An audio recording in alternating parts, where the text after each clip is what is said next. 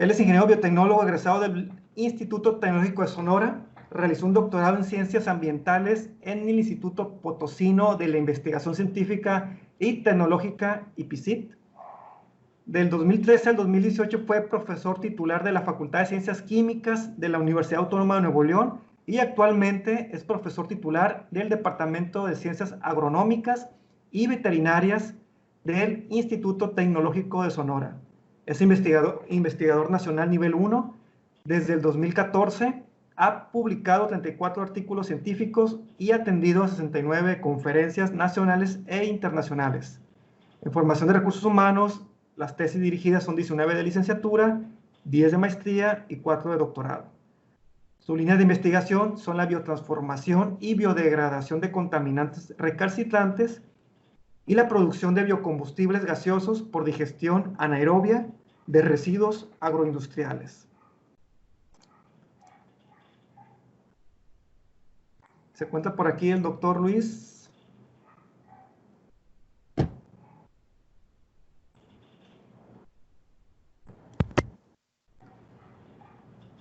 Vamos a tratar de establecer la comunicación. Volvemos en un minuto.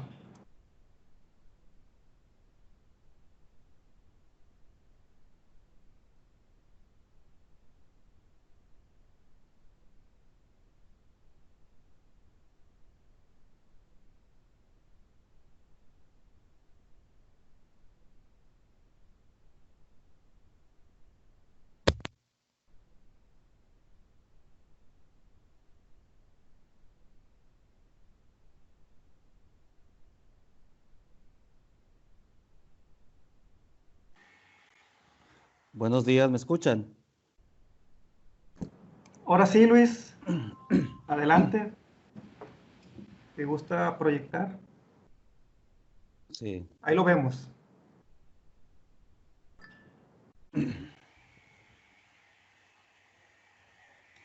Sí, ahí se puede ver la presentación. Sí, adelante.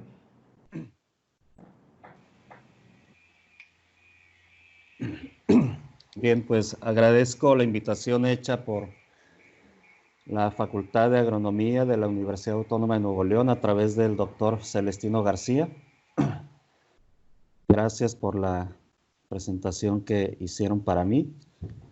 En esta ocasión les presentaré este tema titulado Biotecnologías para la producción de combustibles gaseosos. Bien, actualmente está sucediendo y desde hace varios años ya una transición, en algunos países lenta, en otros países un poco más rápida, del uso de combustibles fósiles hacia fuentes nuevas o alternas de energía. Esto se da básicamente porque los combustibles fósiles se están agotando, pero también ocasionan problemas de diferente tipo. Uno de ellos es que es una energía no renovable. También producen gases con efecto de invernadero. Además de que hay problemas derivados de su uso y manejo, como son los derrames hacia agua, hacia el suelo, pero también muchos de estos generan vapores que contaminan el aire. Y bueno, tuvimos el caso el año pasado de todo esto que sucedió con el huachicoleo en México. Hubo incluso derrames que ocasionaron incendios y en algunos casos la pérdida de vidas humanas. También problemas ocasionados con el calentamiento global, cambio climático. Y bueno, derivado de esto, las nuevas formas de energía que se están usando, y muchas de ellas ya tienen varios años, como la energía solar, eólica, geotérmica e hidráulica, nace en los últimos años, tal vez de unos 20, 30 años hacia acá, una nueva forma de bioenergía o de energía a través de procesos biológicos, en donde se pueden destacar combustibles líquidos como etanol, biodiesel, pero también hay combustibles gaseosos derivados de los procesos biológicos como metano, hidrógeno, o bien combustibles sólidos, como el uso de diferentes tipos de materiales vegetales principalmente, que al combustionarse pues podemos obtener calor. Específicamente hablando de estos dos biocombustibles gaseosos, el metano e hidrógeno, que se deriva del metabolismo microbiológico, básicamente de los procesos anaerobios, podemos ver la ventaja que tiene la producción y uso de este tipo de gases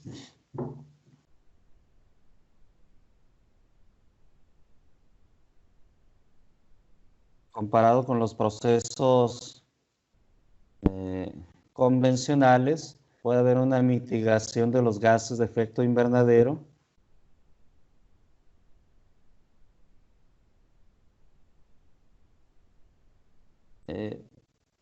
En el caso del metano, tiene un poder calorífico de entre 12 y 15 megajoules por kilogramo y con una eficiencia de cogeneración de 30 a 40%. Y para el hidrógeno tenemos un poder calorífico mayor, muchísimo mayor, que puede ser de hasta 142 megajoules por kilogramo, con una eficiencia de cogeneración superior al 80%.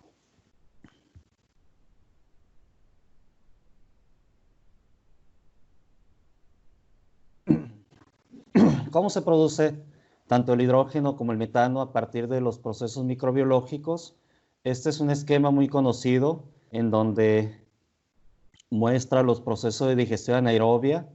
En la parte superior tenemos toda la biomasa orgánica, que son compuestos complejos en la mayoría de los casos.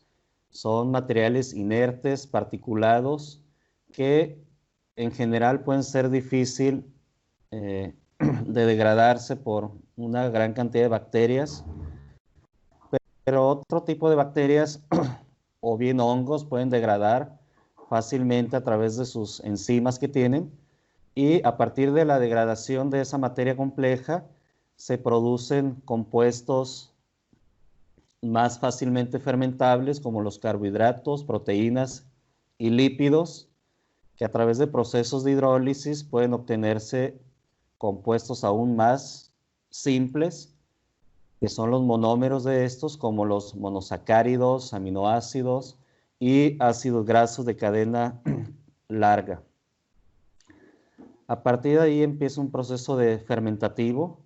En el caso de la digestión anaerobia se le conoce como acidogénesis, y diferentes grupos bacterianos de manera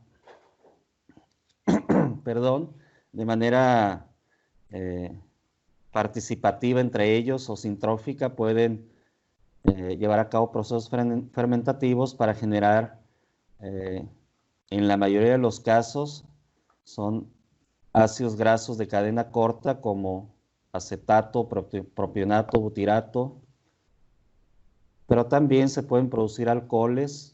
Uno de los principales es el etanol, pero puede haber butanol también. Y en una siguiente etapa, en la cetogénesis, se puede llevar estos productos intermediarios hacia la generación de acetato e hidrógeno principalmente. También puede haber CO2. Y pues aquí vemos que la producción de hidrógeno puede ser llevada a cabo hasta antes del proceso metanogénico, que es el último, en donde la metanogénesis utiliza el acetato y el hidrógeno producido previamente para generar principalmente metano, pero también CO2. En México tenemos una gran cantidad de sustratos susceptibles a ser digeridos anaeróbicamente para generar tanto hidrógeno como metano. Tenemos sustratos de fuentes industriales, fuentes agropecuarias. También pueden ser utilizados, como lo vimos en la presentación anterior, aguas residuales de origen doméstico para generar energía, y también residuos ganaderos, perdón. Y tenemos aquí un potencial alto en México para poder ser utilizados como sustratos. Aquí en la presentación les muestro esta base de datos de sustratos potenciales.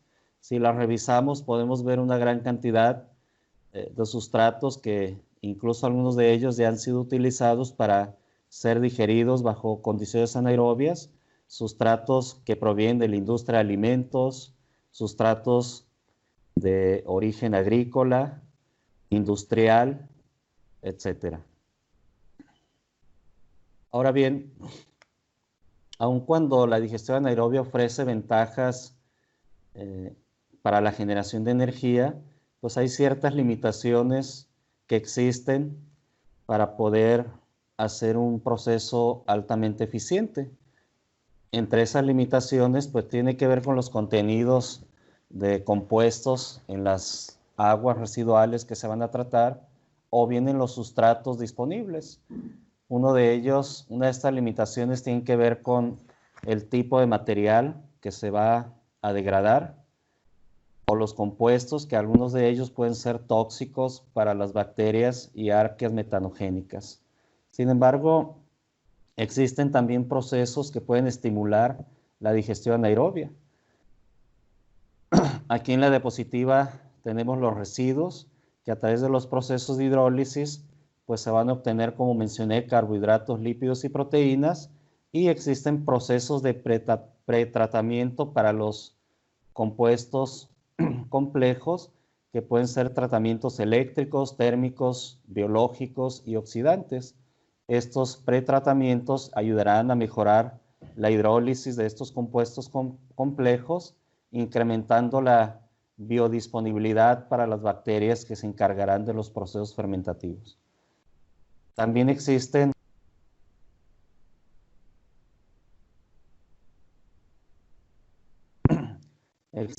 procesos durante la etapa fermentativa para mejorar la acidogénesis y estos procesos tienen que ver con la adición de o el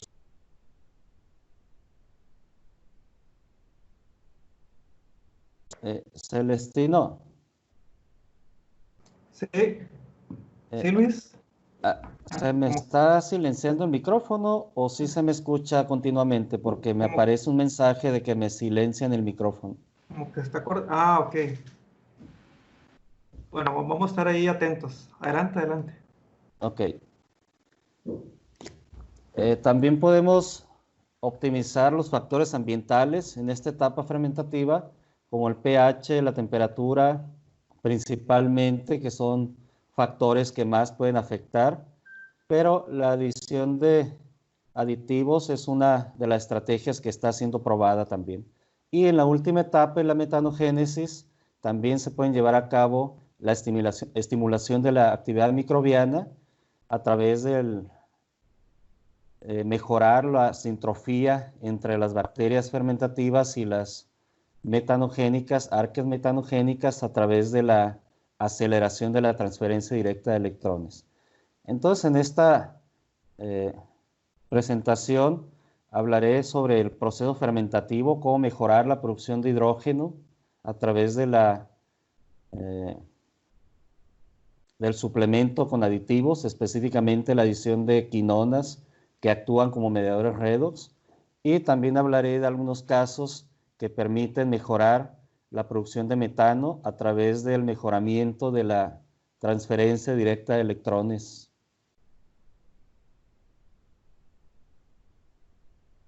En el caso de la producción de hidrógeno, en los últimos años, seguramente unos 8 años para acá, se han estudiado los procesos fermentativos para la producción de hidrógeno a través del suplemento de aditivos, específicamente la adición de quinonas que actúan como mediadores redox, permiten mejorar el metabolismo de bacterias fermentadoras.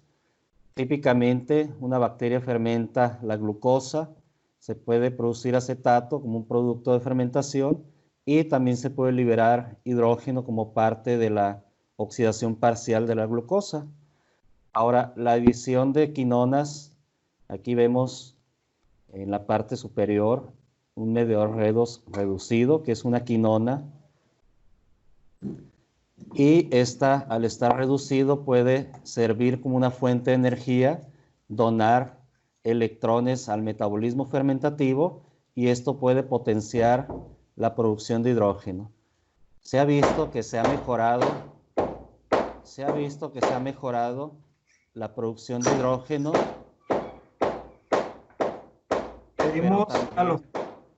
Pedimos a los participantes apagar su micrófono, por favor. Adelante, Luis.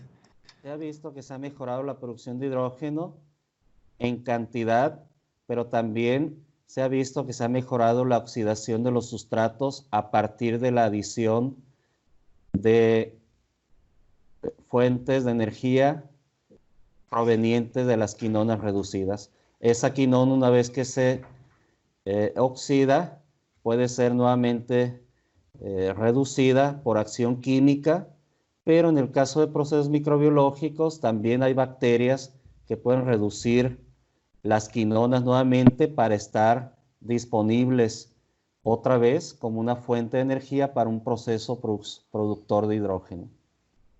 Entonces, en este sentido, hemos usado, aquí les muestro el caso de 3 quinonas que se han usado, 2 quinonas y la riboflavina, y podemos observar que en estas gráficas los símbolos en círculo naranja muestran concentraciones de 500 micromolar para cada uno de los compuestos quinona, los cuadrados 250 micromolar y los rombos en gris 100 micromolar.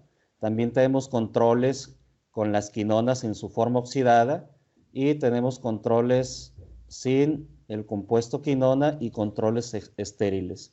En todos los casos se observa que la adición de 500 micromolar pues mejora de manera muy importante la cantidad de hidrógeno que se está produciendo en cada una de las botellas que se probaron, y se observa pues también que el mejoramiento en la producción de hidrógeno pues tiene una relación directa con la concentración del mediador redox. En este estudio se utilizó un compuesto puro, que es una bacteria fermentadora que se llama Clostridium beijerinckii, y observamos también que en el caso del compuesto antraquinona 2,6-disulfonato, el control que tenía este compuesto en su forma oxidada sí mejoró la producción de hidrógeno, sin embargo, comparado con controles sin quinona, pero fue en una etapa tardía, cerca de las 40 horas, y en el caso de la riboflavina, podemos observar que la adición de este compuesto mejoró, produciendo hasta poco más de 5,000 micromoles de hidrógeno por botella, que fue poco más del doble que en el caso de la antraquinona 2,6-disulfonato. Sin embargo, aquí la riboflavina sí tuvo una producción más inicial para la riboflavina oxidada. Posteriormente a este trabajo, y este es un trabajo que fue publicado en este año, también se llevó a cabo la producción de hidrógeno con quinonas, pero aquí no se usó un cultivo puro, sino un consorcio anaerobio, que inicialmente era metanogénico, pero se le dio un tratamiento térmico para inhibir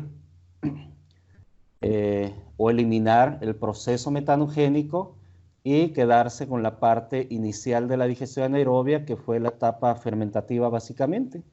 En este caso se hizo el experimento a pH de 6 y se le adicionó una quinona que previamente ya les mencioné, que fue la antraquinona 2-sulfonato, y aquí observamos que se mejoró en el triángulo en gris, se ve que hubo una mayor producción de hidrógeno, pero lo más importante es que esta producción inició hasta 15 horas antes de lo que iniciaron los otros tratamientos. En la parte de abajo en la tabla se observa los resultados de la modelación que se hizo. Entonces son los parámetros cinéticos que nos da un modelo de Gompers para conocer cómo se comportó el proceso. En la parte de abajo tenemos la quinona que se adicionó en su forma reducida a H2QS y observamos que la producción máxima de hidrógeno fue superior con 1962 micromoles, que fue mayor a los tratamientos que se usaron como controles. Y observamos también el tiempo de latencia o fase lag, que estuvo prácticamente en 6 horas, comparado contra 18 y casi 17 horas para los tratamientos controles. También recientemente se publicó este artículo, una alumna de la Facultad de Ciencias Químicas, con ese grupo de investigación que he colaborado. Ellos produjeron hidrógeno evaluando la adición de mediadores redox. Aquí se observa en la imagen a la izquierda superior la adición de mediadores redox en su forma soluble, que fueron 2 mediadores redox, lausona y antraquinona 2-sulfonato, y ellos utilizaron un consorcio metanogénico tratado térmicamente también, pero aquí se puede observar cómo hay bacterias que sirven como donadoras de electrones para reducir las quinonas, y entonces otro tipo de bacterias que aceptan electrones de esas quinonas reducidas para poder potenciar la producción de hidrógeno. Sin embargo, también se observó que mejoró la producción de ácidos grasos volátiles y de solventes. Este proceso lo utilizaron con mediadores redox solubles, pero también con mediadores redox que fueron inmovilizados en carbón activado granular. Aquí en la imagen de la parte inferior a la derecha, ese rectángulo gris simula un carbón activado en donde se inmovilizó previamente las quinonas para ser utilizadas como mediadores redox. En esta imagen se muestra en la parte superior izquierda el resultado del proceso de inmovilización.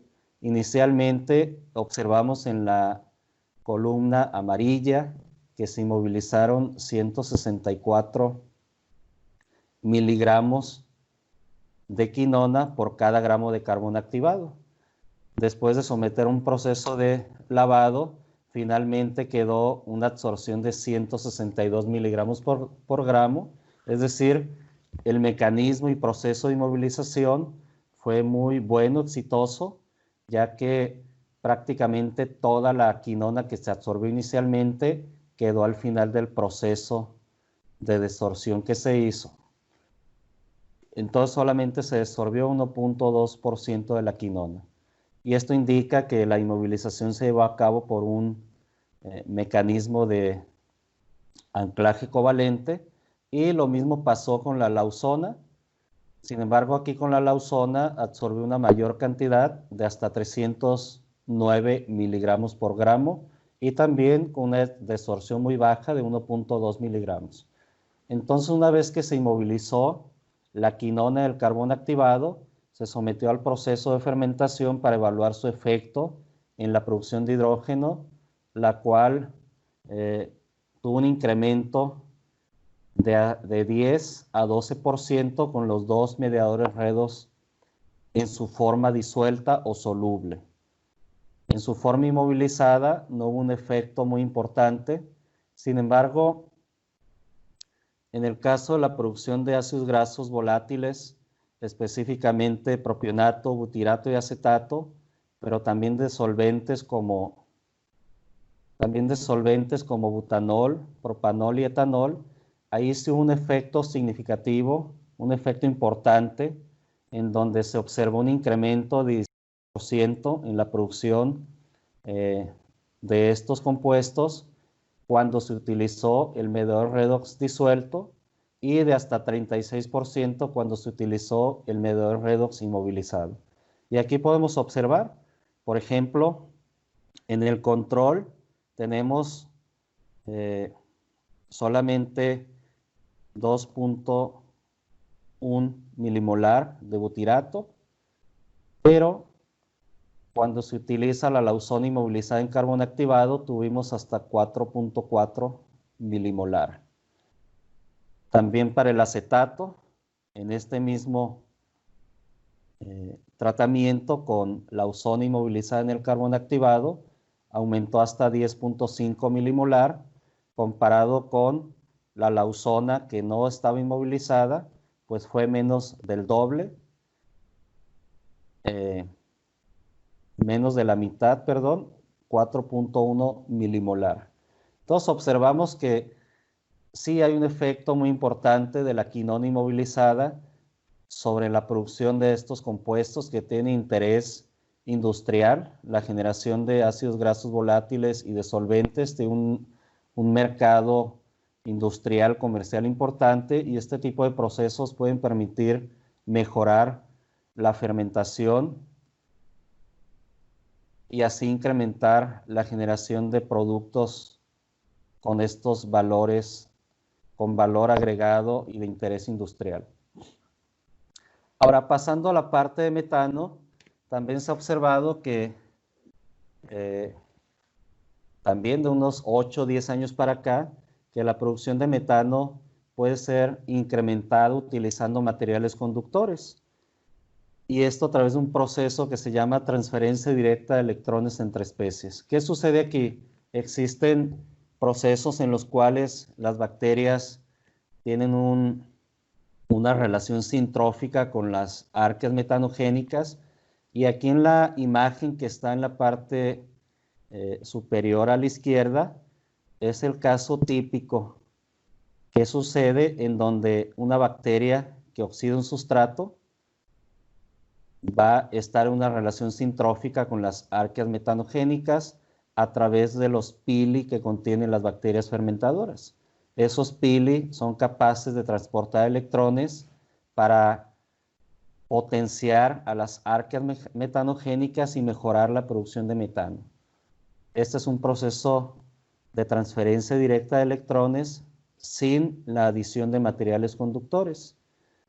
En la imagen superior derecha tenemos el mismo proceso, pero mejorado y ayudado con materiales conductores que pueden tener una alta área superficial, como materiales a base de carbón, aunque puede haber materiales metálicos también, en donde también observamos que las bacterias donan electrones a las arqueas metanogénicas a través del material que es conductor y no solamente por los pilis.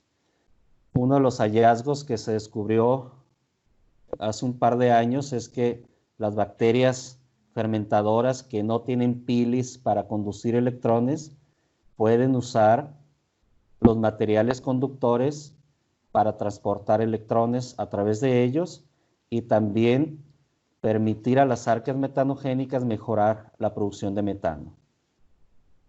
En la parte de abajo en la imagen, pues es un esquema similar, sin embargo, aquí son materiales conductores particulados, incluso de tamaños nanométricos, que han permitido establecer conexiones eléctricas para mejorar la sintropía entre bacterias fermentadoras y arqueas metanogénicas, y aquí se puede observar en los círculos grises el paso de electrones que han permitido mejorar la producción de metano.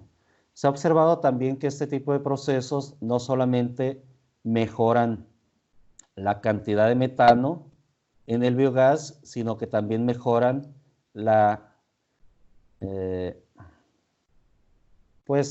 mejoran la eficiencia de oxidación de los sustratos.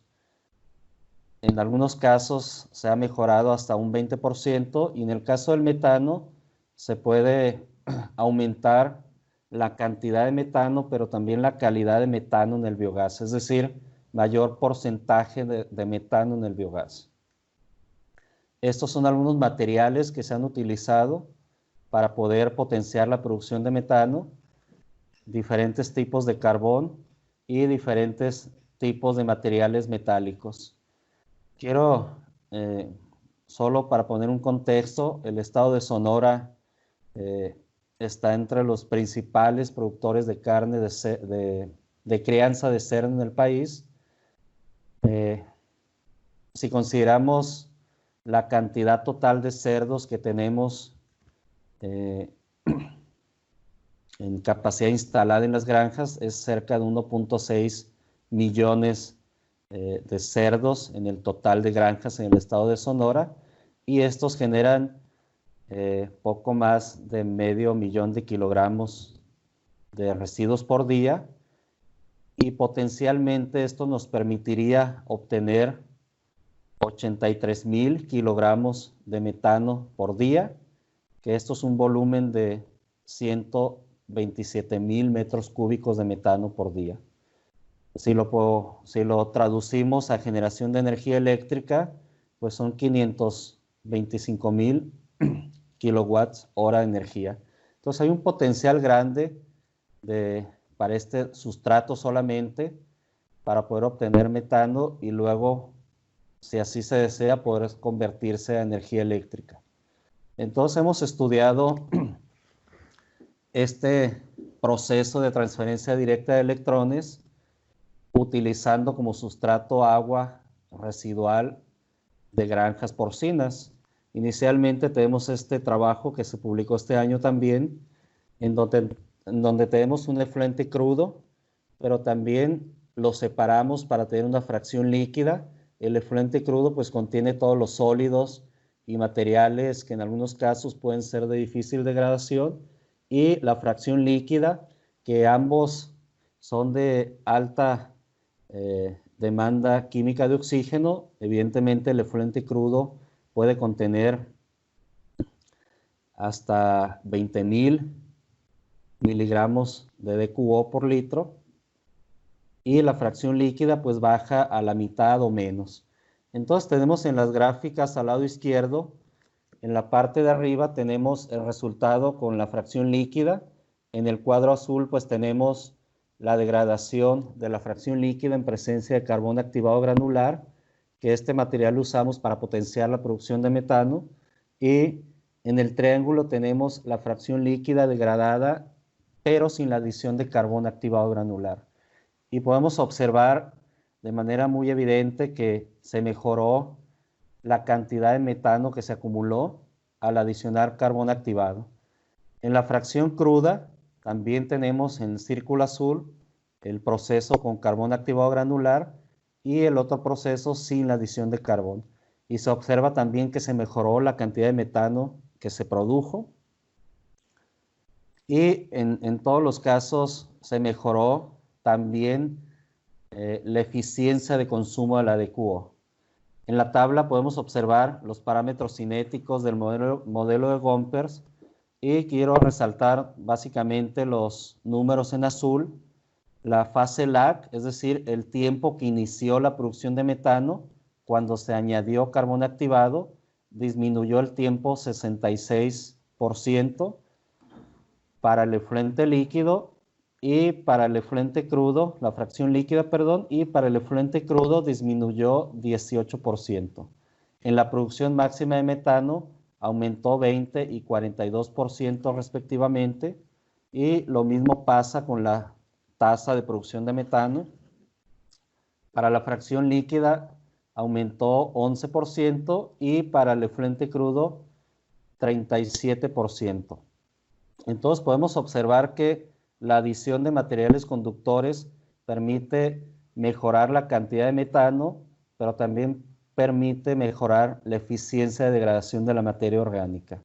Si esto lo trasladamos a un escenario real, pues podemos tener una cantidad importante mayor de metano para pues dar un paso del proceso tradicional, que es actualmente en las granjas porcinas tenemos lagunas de oxidación anaerobia, que si bien es cierto ayudan mucho, la adición de este tipo de materiales puede permitir mejorar los procesos, y no solamente mejorará la cantidad de metano que se obtiene, sino también pues mejorará el impacto ambiental que actualmente están ocasionando las descargas de este tipo de efluentes.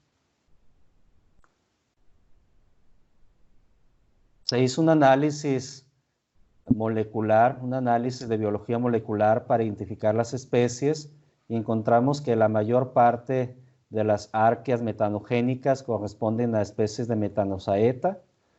Y en el caso de las bacterias fermentadoras, pues pertenecen principalmente a los géneros de Geobacter y Pseudomonas. Este es un esquema global del proceso donde se mejoró la fase LAC, se mejoró la producción de metano y se mejoró la eficiencia de conversión.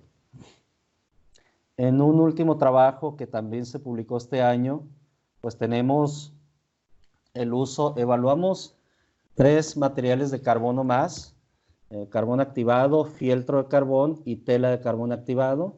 Sin embargo, la diferencia de este trabajo y que fue muy relevante es que por primera vez se probó si el proceso de transferencia directa de electrones entre especies puede funcionar o puede mantenerse aun cuando hay inhibidores como son los antibióticos que se usan en las granjas para mejorar la producción, mejorar la crianza de cerdos o bien para tratar las enfermedades. En este caso utilizamos 2 antibióticos que fue la oxitetraciclina y la enrofloxacina y pues tuvimos un control sin antibióticos.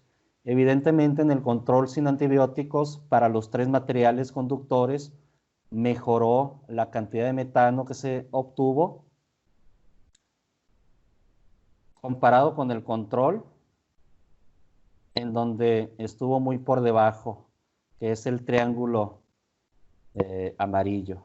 Cuando adicionamos los antibióticos para oxitetraciclina, aquí también el carbón activado fue el que mejor funcionó, produjo mayor cantidad de metano, y cuando se adicionó el antibiótico enrofloxacina, también el carbón activado, pero también el fieltro de carbón activado tuvieron un mejoramiento en la cantidad de metano que se produjo.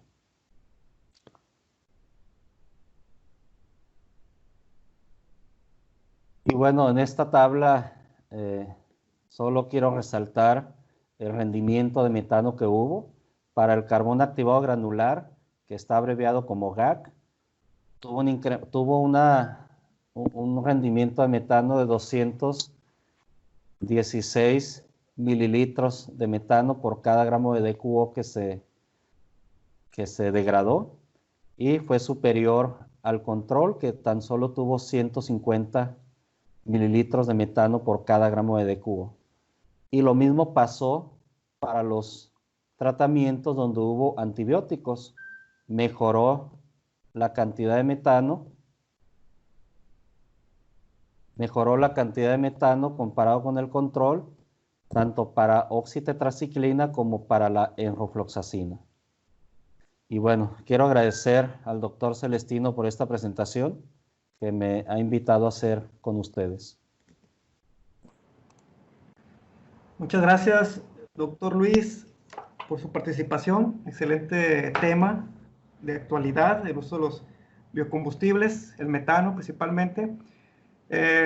Preguntan por aquí, ¿cuáles son las principales limitantes del por qué este tipo de tecnología actualmente no está tan desarrollada, no digamos en México, sino a nivel mundial? ¿Cuál cree que sean las limitantes? Bien, en el caso de la producción de hidrógeno, en Europa sí hay procesos a nivel industrial, pero en general la producción de hidrógeno tiene las limitaciones, en el caso de los consorcios que se usan, pueden ser muy sensibles al pH que se está generando en el mismo bioreactor. pHs por debajo de 4.5 pueden afectar el proceso.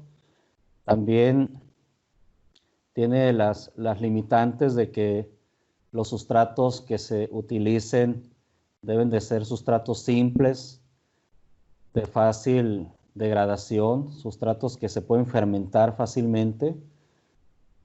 En el caso de la producción de metano y específicamente la adición de materiales conductores, no existe actualmente en el mundo un proceso industrial que use materiales conductores. Todo esto es a escala de laboratorio. Y bueno, en el caso de la producción de metano con materiales conductores, yo veo un proceso altamente factible que se puede utilizar en el corto plazo. De hecho, una de las estrategias que continúan dentro de este proyecto que estamos haciendo es establecer una planta piloto, al menos de 1 metro cúbico, de 2 tal vez, en una granja porcina, adicionar el carbón activado que hemos visto que funciona y pues evaluar si esto mejora.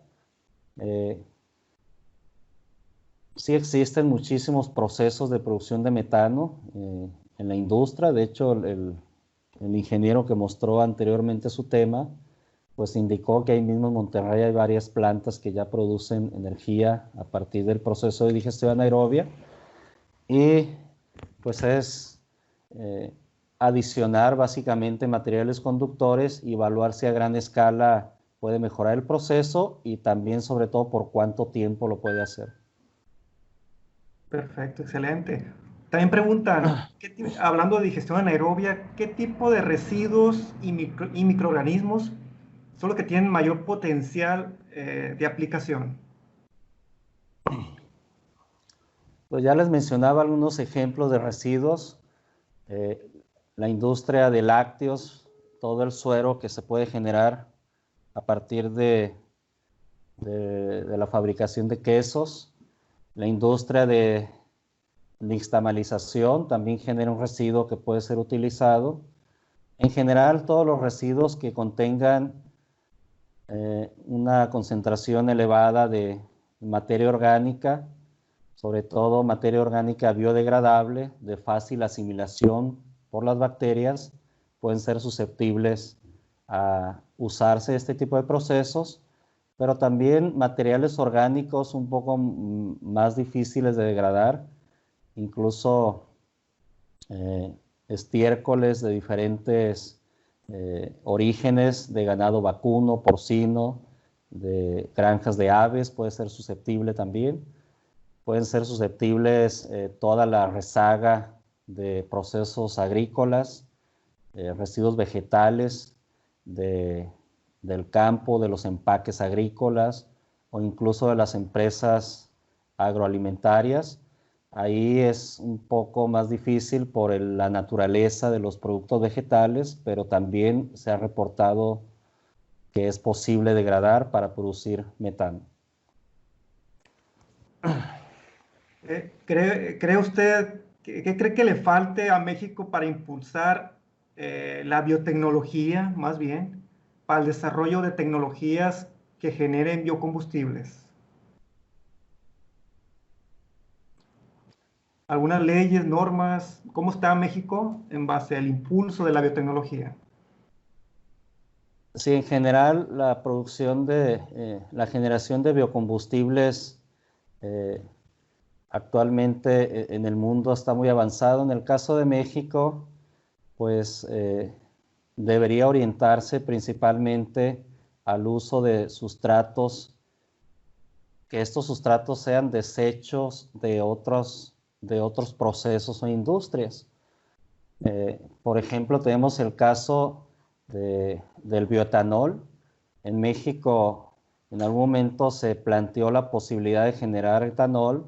Sin embargo, la principal materia prima, pues es el maíz, básicamente, ¿no? Entonces, esto puede generar, en el caso de México, una competencia importante por el uso de suelo agrícola para producir maíz para consumo humano o bien para producir maíz para bioetanol. Entonces, puede generar situaciones de competencia por los productos agrícolas. Otros países como Estados Unidos, en Europa y en Brasil, por ejemplo, allá sí hay maíz destinado a la generación de bioetanol y en México no existe eso, ¿no? Entonces, debería en México optarse por biocombustibles de otra naturaleza.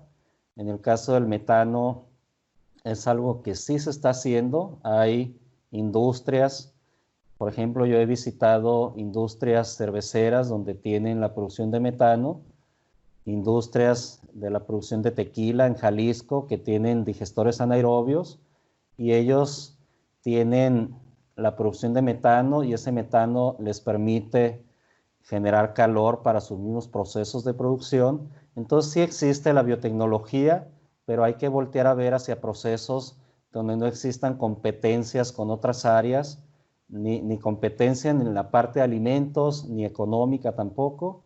Entonces es posible establecer biotecnologías para producir biocombustibles, pero creo yo que deben de ser orientadas a sustratos que no generen competencia con otros, sino más bien sustratos que sean desechos de otros procesos. Muchas gracias, doctor Luis. Muy enriquecedora su plática. Y no queda más que otorgar el reconocimiento al doctor Luis Humberto Álvarez Valencia por su participación como ponente del trabajo titulado Biotecnologías para la producción de combustibles gaseosos, llevado a cabo en el segundo simposio de Ingeniería en Biosistemas el día 10 y 11 de agosto. Firma el director de la Facultad de Agronomía, el doctor Alejandro Sergio del Bosque González. Muchas gracias, doctor Luis, por su participación. Gracias a ustedes.